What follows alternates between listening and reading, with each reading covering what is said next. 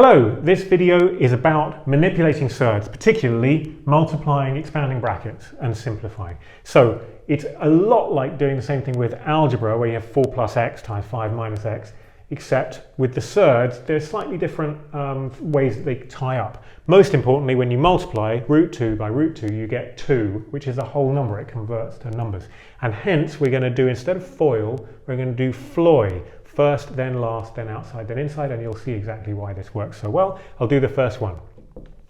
4 times 5 is 20. Root 2 times minus root 2 is minus 2. Then we're going to get 5 root 2 plus 5 root 2 minus 4 root 2. And when you tidy that up, you're going to get 20 minus 2, 18 plus 1 root 2, because 5 minus 4. That's like 5x minus 4x, do you see? So that's it done. I'm going to do the same thing again. It's so straightforward once you've got the hang of it. So first, 6 times 8 is 48. Last, root 3 times minus root 3 minus 3. That's going to be 45, isn't it?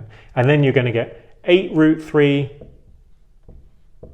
minus 6 root 3, which when you simplify it, it's 48 minus 3, 45, plus 8 minus 6 root 3, which is plus 2 root 3. Last one, I'm going to go straight to the answer, because once you get the hang of it, it's dead easy. We're going to do first, 9 times 6 is 54, and last, minus root 5 times minus root 5 is 5. So 54 plus 5, 59. And then minus 9 root 5 minus 6 root 5, you're basically just adding these numbers. You're going to get minus 14 root 5. That's it. Like, once you got the hang of it, it's pretty straightforward. Hope that was helpful. Thanks very much for watching.